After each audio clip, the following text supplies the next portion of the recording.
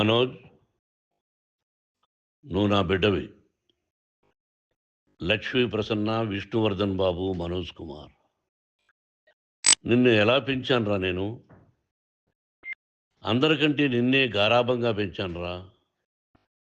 నీకే ఎక్కువ ఖర్చు పెట్టి చదివించాలని ప్రయత్నం చేశానురా. నువ్వు ఏది అడిగినా నేను నీకు ఇచ్చానురా. కానీ ఈ రోజున నువ్వు చేస్తున్న పని బిడ్డల గుండెల మీద తంతారంటారే, అలా తన్నేవరా. మనసు ఆవేదనతో కింగిపోతుందిరా. నేను మీ అమ్మ ఏడ్చుకుంటున్నావురా. జర్నలిజం ఉన్నది లేనిది, లేనిది ఉన్నట్టు రాస్తున్నారా. నువ్వు నన్ను కొట్టడం ఏంట్రా? నా బిడ్డ నన్ను తాకలా. ఇద్దరం ఘర్షణ పడ్డాం కొన్ని కారణాల వల్ల. ప్రతి ఫ్యామిలీలోనూ ఉంటాయిరా ఇవి. లేనివాడు ఎవరైనా ఉంటే ప్రపంచంలో ఒకరున్నారేమో, 1% ఉంటుందేమో. అటువంటి వాళ్ళ ఇంటికి వెళ్ళి కాళ్ళు గడిగి నిద్ర పూసుకోవచ్చు. భారత భాగవత రామాయణాలు చూశావు కదరా. ఏమిటిది? మీ అమ్మాయి ఎంత కుమిలిపోతుంది ఈ రోజున హాస్పిటల్ చేరింది. నీ వల్ల హాస్పిటల్ చేరుతాను. చూడు మనోజ్, నీకు అన్నీ ఇచ్చిన ఈ రోజున నువ్వు నా గుండెల మీద తనడమే కాకుండా అపకీర్తి తీసుకొచ్చావు. ఏదేదో రాశావు, ఏదేదో చెప్తున్నావు. కొంతమంది జర్నలిస్టులు ఉన్నది లేనిది, లేనిది ఉన్నట్టు రాసేవాళ్ళ తత్వం వాళ్ళకి. ఎందుకంటే టీఆర్పీ పెరగాలి. ఇది వాళ్ళ నైజం. మనం మార్చలేము. వాళ్ళందరి మీద మన కోర్టుకు వెళ్ళలేము. వాక్ స్వాతంత్రం అంటారు, ప్రజాస్వామ్యం అంటారు. ప్రజాస్వామ్యంలో కూడా కొన్ని హద్దులు ఉన్నాయి. ఇది నీకు తెలుసు అనుకున్నా. ఎంత మంచి నటుడివి నువ్వు. నీ భార్య మాటలు విని తాగుడికి అలవాటు పడిపోయావు. వింటున్నావా మనోజ్? ఎవరిని నమ్మాలో ఎవరిని నమ్మకూడదో పరిస్థితి తీసుకొచ్చావు. విద్యాలయాలు ఎంత గొప్పవిరా. మనం 25% కులమతాలకు అతీతంగా ఫ్రీ ఎడ్యుకేషన్ ఇస్తున్నాంరా. క్యాస్ట్ అనేది తీసేశాను రా 92లో ప్రాస్పెక్ట్స్లో. నువ్వు చదువుకున్నావురా. అక్కడ చదువుకున్న బిడ్డలు ఐఏఎస్, ఐపీఎస్ అయ్యారా. ఎంతోమంది గొప్పవాళ్ళు అయ్యారా. నువ్వు నటుడుగా ఎంతో గొప్పవాడివి. తాగుడికి అలవాడబడి నువ్వు నీ భార్య ఇంట్లో బిహేవ్ చేస్తున్న విధానం ఆ భగవంతుడు సర్వేశ్వరుడు తెలుసు. భగవంతుడు చూస్తున్నాడు రా. నేను తప్పు చేసినా, నువ్వు తప్పు చేసినా, ఎవరు తప్పు చేసినా. ఎంత అవకాశం ఇచ్చావు మాట్లాడుకునేదానికి అందరికీ. ఇన్ని సంవత్సరాల్లో మన విద్యాలయాల్లో ఒక్క తల్లి కానీ ఒక తండ్రి కానీ ఏమైనా చెప్పారా? ఆ బిడ్డలు మన బిడ్డలు రా. మీరెంతో నాకు అక్కడ ఉన్నవాడు కూడా నా కూతుర్లు, నా కుమారులు. ఎంతమందికి ఫ్రీ ఎడ్యుకేషన్ ఇస్తున్నావు. వాడి దగ్గర ఏది ఆశించలా. నువ్వు ఎందుకు ఇలా తయారైపోయావు? ఎందుకు ఇంట్లో ఉండే పని వాళ్ళందరినీ కొడుతున్నావు? వాడు పని చేసుకోవడానికి మన ఇంటికి వచ్చాడు రా. ఆ పనివాడిని కొట్టడం చాలా మహాపాపంరా. నేను వేరురా. నేను దండించడం వేరురా.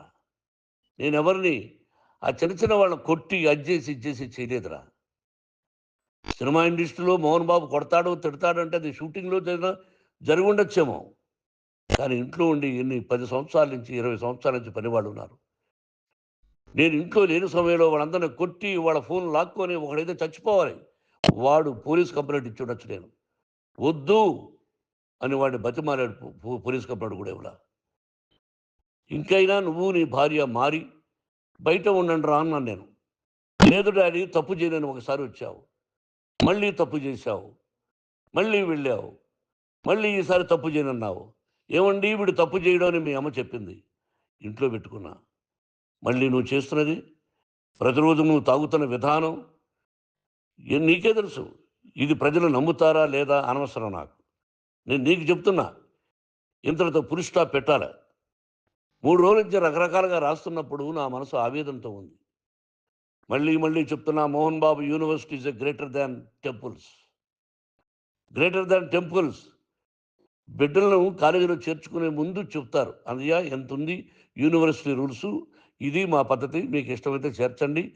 గవర్నమెంట్ బిడ్డలని గవర్నమెంట్ ఏమి ఇస్తుందో ఇంత పర్సంటేజీ వాళ్ళకు కూడా మీ దగ్గర ఎందుకు డబ్బు తీసుకుంటున్నామంటే దానికి అర్థం పరమార్థం చెప్పాము. దొంగతనంగా తీసుకోలేదు. ప్రతిదానికి చెక్కులు ఉన్నాయి. అది అకౌంట్ ఉంది. దానిలో తప్పులు జరిగితే డిపార్ట్మెంట్ ఉంది. కాలేజీలో ఏదైనా తప్పు జరిగితే గవర్నమెంట్ ఉంది. ఇవన్నీ నీకు తెలుసు. ఈ రోజున ప్రపంచంలోనే నంబర్ 1గా చేయాలని మీ అన్న కష్టపడి ఇతర దేశాల్లో నంబర్ 1 యూనివర్సిటీతో టైఅప్ చేశాడు. ఈ రోజు నువ్వు చేసిన విధానం ఏమిటి? నువ్వే ఒకప్పుడు నాకు ఇవి ఏమొద్దు నేను యాక్టింగ్ అన్నావు. ఈ రోజున ఏం చేస్తున్నావు? విద్యాలయాల మీద పడ్డావు. తల్లిదండ్రులు చాలా గొప్పవాళ్ళురా. కొంతమందికి డబ్బు కట్టలేకపోవచ్చు. కట్టని వాళ్ళకు కొంత సహాయం చేసాం. అంతా సహాయం చేయలేము. బ్యాంకుల్లో డబ్బు కట్టాలి. లెక్చరర్స్‌కి డబ్బులివ్వాలి. యూనివర్సిటీ బ్రహ్మాండంగా నడపాలంటే మంచి లెక్చరర్స్ కావాలి. ఇయన్నీ తెలిసి చేస్తున్నావురా 32, 33 సంవత్సరాల నుంచి. అది పక్కన పెడితే అందరినీ కొట్టడానికొస్తావు. అందరినీ కొట్టడానికొస్తావు. మీ అన్నని తిడతావు. ఒక వ్యక్తి వినయ్ గారనే ఆయన వ్యక్తి హెల్ప్ చేయడానికి వస్తే, ఆ వినయ్ ఎవరు లంజాకొడుకు చంపేస్తాను వాడు అన్నావు. ఇయన్నీ ఎంత తప్పురా? అంటే మీ నాన్నగారికి ఎవరు సహాయం చేయడానికి వస్తే వాళ్ళందరినీ లంజాకొడుకులు అంటావు. చంపేస్తానంటావు. మీ అన్నని చంపేస్తానన్నావు. చంపరా చూద్దాం మీ అన్నని నేనే అన్నా. తాకరా నీ ధైర్యం ఉంటే అన్నా. ఎంతమందిని చంపాలనుకుంటున్నావు? ఎంతమందిని చేయాలనుకుంటున్నావు? నువ్వు ఏం సాధించాలనుకుంటున్నావు? ఆలోచించుకో. ఈ ఇంట్లోకి అడుగు పెట్టడానికి నీకు అధికారం లేదు. ఇది నా కష్టార్జితం. మా నాన్నగారు రూ. 10 పైసలు కూడా ఇవ్వలేదురా. మంచి జన్మనిచ్చాడు మా నాన్నగారు. మద్రాసుకు వెళ్ళి వీధుల్లో అడుగు తిన్నానురా. ఒక పూట కూడా భోజనం లేకుండా అడుగు తిన్నానురా. న్యాయంగా మోహన్ బాబు తిడతాడు, కొడతాడంటారు కానీ మోసగాడు అనలేదురా. నీట్ పార్లమెంటేరియన్‌గా బయటొచ్చానురా. నువ్వు నా పరువు ప్రఖ్యాతులు మంట కలిపావు. ఏమిటి నేను చేసిన అన్యాయం? నీకు జన్మనిచ్చాను. అదా నేను చేసిన పాపం? అందుకే ఇది నా ఇల్లు అన్నావు నువ్వు. నీ ఇల్లు కాదు. నీ కష్టార్జితంతో నువ్వు సంపాదించుకున్న ఇల్లు నీది. ఇది నా డబ్బు, నా కష్టార్జితం. నా కష్టార్జితంలో నేను పిలిస్తేనే మీరు ఇంట్లోకి రావాలి. అటువంటిది పోగొట్టుకున్నావు నువ్వు. ఆస్తులంటావా? ముగ్గురికి సమానంగా రాయాలా లేదా అది నా ఇష్టం. ఆస్తులు ఇస్తానా? లేకపోతే గంగపాలు చేస్తానా? లేకపోతే ఎవరికైనా దానధర్మాలు చేస్తానా? అది నాకు సంబంధించిందిరా. నా కష్టార్జితం రా.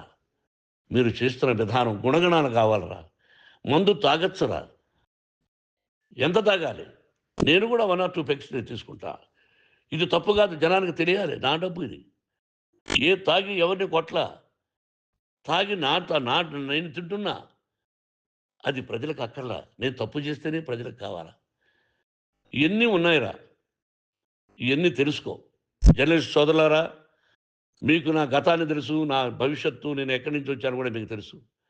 ఈ రోజున మీరు రాస్తున్న విధానం, నా బిడ్డ నన్ను కొట్టాడన్నారు. ఎంత తప్పు! ఈ రోజున నా బిడ్డ మీద కోపంతో అవును అని చెప్పచ్చు. కాదు, వాడు నా మీద చెయ్యెత్తలేదు. నేను ఘర్షణ పడ్డాం. ఘర్షణ వేరు, కొట్టుకోవడం వేరు. గాయాలతో హాస్పిటల్కి వచ్చి కుంటుకుంటుగా నడిచాడు. మళ్ళీ ఏమని పోలీస్ స్టేషన్కి వెళ్ళి చెప్పాడు. ఎవరో ఇద్దరున్నారు, వాళ్ళిద్దరూ నా మీద దాడి చేశారన్నాడు. నా ఇంట్లో పనిచేస్తున్న వ్యక్తుల గురించి పోలీస్ స్టేషన్కి వెళ్ళి చెప్పవలసిన అవసరం అతనికి లేదు, హక్కు లేదు. పోలీస్ డిపార్ట్మెంట్ కూడా తెలుసుకోవాల్సిన విషయం. నా ఇంట్లో ఉండే వర్కర్స్ మీద నేను కంప్లైంట్ ఇవ్వాలి. నువ్వు పర్మిషన్ లేకుండా నా ఇంట్లోకి నువ్వు చొరబడి ఇల్లు నాదంటూ ఇంట్లో పనిచేస్తున్న వర్కర్స్ మీద కంప్లైంట్ ఇచ్చావు. అది ఎంతవరకు పోలీసు న్యాయమో రూల్సో చూద్దాం. పోలీస్ డిపార్ట్మెంట్ ఇంటికి వచ్చింది. వాళ్ళకి రాశాను ఉత్తరం. అయ్యా, నేను సీనియర్ సిటిజన్ని, నాకు రక్షణ లేకుండా ఉంది. నా బిడ్డ వల్ల నా ఇంట్లో నుంచి నా బిడ్డను పంపించేసి ఇది నా ఇల్లని. వాళ్ళు నాకు సమాధానం ఇవ్వలేదు. ఇవ్వకపోగా ఎవరిని పట్టించుకోలేదు. ఇప్పుడు పోలీసు వాళ్ళు వచ్చి ఏమండి రూల్స్ ప్రకారం నా బిడ్డ ఇంటికి రాకూడదంటే మాకు హయ్యర్ డిపార్ట్మెంట్, హయ్యర్ అథారిటీ వాళ్ళు ఫోన్ చేశారు. మీరు ఎవరిని స్టాప్ చేయొద్దండి. బయట నుంచి ఎవరైనా వస్తే వాళ్ళని స్టాప్ చేయండి అన్నారు. 2 రోజుల నుంచి 10 మంది 20 మంది వస్తున్నారు. వాళ్ళు అలా చూస్తూ నిలబడ్డారు. వాళ్ళు ఫోటోలు తీసుకున్నారు. వాళ్ళ మీద మళ్ళీ వదిలేస్తున్నారు. ఎవరిని నిందించాలి? But I give respect to the police department. వాళ్ళకి ఏ అధికారి ఫోన్ చేశాడో, ఆ అధికారికి ఏ పొలిటీషియన్ చేశాడో అది వాళ్ళకే వదిలేస్తున్నా. కాబట్టి వాళ్ళు పోలీస్ కంప్లైంట్ ఇచ్చినా కూడా మేము సంబంధం లేదని అంటున్నారు కాబట్టి నేను నా బిడ్డను నిన్ను నాపు చేస్తున్నా. నువ్వు ఇంట్లోకి వచ్చే అధికారం నీకు లేదు. నువ్వు వచ్చి నీ బిడ్డను తీసుకెళ్ళు. సంతోషం. నువ్వు రాలేదు, నీ బిడ్డను జాగ్రత్తగానే చూసుకుంటావు. Take care your daughter, that's all. మీ అమ్మ హాస్పిటల్‌లో అడ్మిట్ అయింది. రేపో ఎల్లుండో మీ అమ్మని పిలిపించి బాగయిన తర్వాత ఇదిగో నువ్వు నీ కొడుకు బిడ్డను తీసుకెళ్ళి వాడికి అప్పచెప్పని చెప్తాను పోలీసు వాళ్ళ ఆధ్వర్యంలో.